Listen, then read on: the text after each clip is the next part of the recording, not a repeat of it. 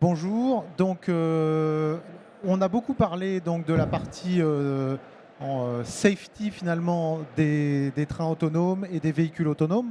Je vais vous parler de la partie sécurité logique des véhicules eux-mêmes et des données des utilisateurs.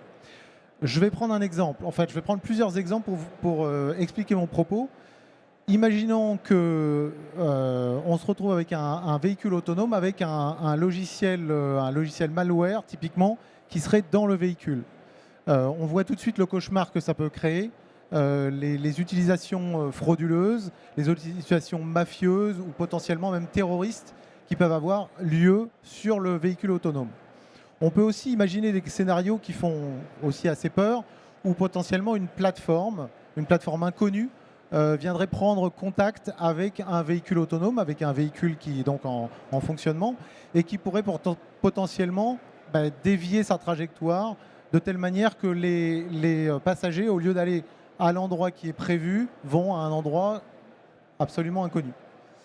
Il y a un troisième scénario auquel on est confronté de plus en plus aujourd'hui, c'est lorsque les données finalement de tous les utilisateurs qui se trouvent sur ces plateformes de mobilité ou qui peuvent potentiellement être dans les véhicules eux-mêmes lors de leur utilisation, eh bien, que ces données se trouvent finalement ouvertes à tout le monde et accessibles à tout le monde. Et ce, évidemment, en violation des règles et des réglementations sur la protection des données personnelles. Et bien, en fait, chez Gemalto, c'est-à-dire Thales Digital Identity and Security, nous travaillons à sécuriser ces points-là. Nous travaillons vraiment sur des technologies qui permettent de s'assurer que ces points, ces risques, on sait les maîtriser, on sait éviter que, typiquement, ils arrivent. Alors, si je donne un exemple, aujourd'hui, on travaille selon 3 axes. Donc, il y a d'abord, évidemment, l'axe naturel qui est l'axe du véhicule lui-même. Donc, on travaille sur des architectures qui vont sécuriser le véhicule, qui vont sécuriser les données dans le véhicule, ainsi que les algorithmes qui permettent en fait d'authentifier le véhicule. On va aussi travailler sur la partie cloud. Et là, quand je parle de la partie cloud, c'est la partie, en fait, l'ensemble des plateformes qui doivent discuter, qui doivent fonctionner avec les véhicules.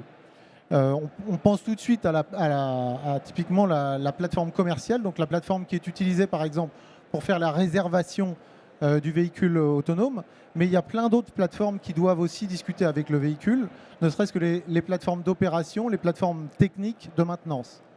Donc on va s'assurer que ces plateformes elles-mêmes sont sécurisées de manière à ce que on ne puisse pas non plus rentrer quelque part dans le véhicule, mais via la plateforme. Donc on va aller sécuriser la plateforme, on va sécuriser les données qui sont stockées dans la plateforme, mais on va aussi s'intéresser à comment est-ce qu'on va gérer la sécurité dans le temps.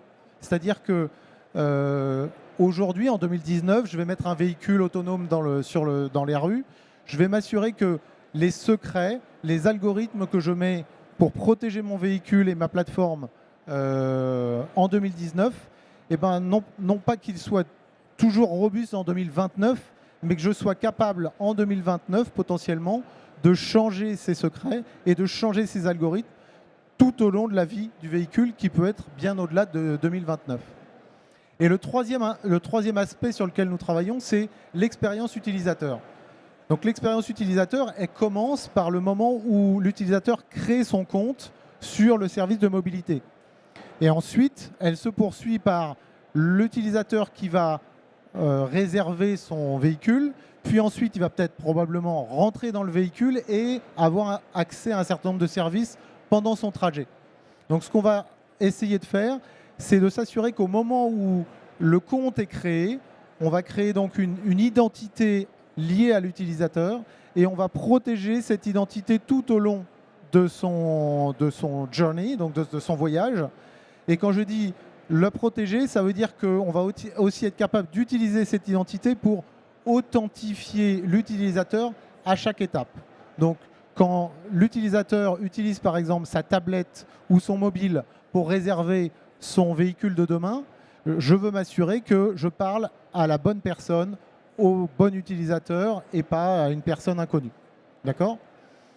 Donc toutes ces technologies aujourd'hui, en fait, on les travaille parce que ce qui est bien, et c'est ce qui nous réunit aujourd'hui, on est en train de créer ce monde connecté, ce monde de l'Internet des objets, avec des véhicules autonomes qui peuvent être des voitures, des bus, des trains, on en a beaucoup parlé aujourd'hui. Et en fait, finalement, on fait ça parce que on trouve que c'est excitant. Par contre, on s'aperçoit aussi qu'il y a des risques. Et en fait, ce qui nous anime aujourd'hui, c'est vraiment s'assurer qu'on arrive à apporter la confiance en tant qu'utilisateur que demain, je vais rentrer dans un véhicule autonome et que je vais être capable d'avoir confiance dans ce véhicule qui ne va pas finalement me mener à la mauvaise destination, que mes données vont être correctement protégées, même si je rentre dans un véhicule qui ne m'appartient pas. Et je fais ça aussi parce que potentiellement, en tant que parents, par exemple, nos enfants, ils vont utiliser tous ces domaines-là, tous ces véhicules, pour aller à l'école, pour aller au lycée ou à leurs activités demain. Et que je veux aussi avoir confiance dans l'écosystème pour m'assurer que mes enfants peuvent aussi les prendre. Et moi, pendant ce temps-là, je vais au travail et j'ai toujours confiance qu'ils vont aller à la bonne destination.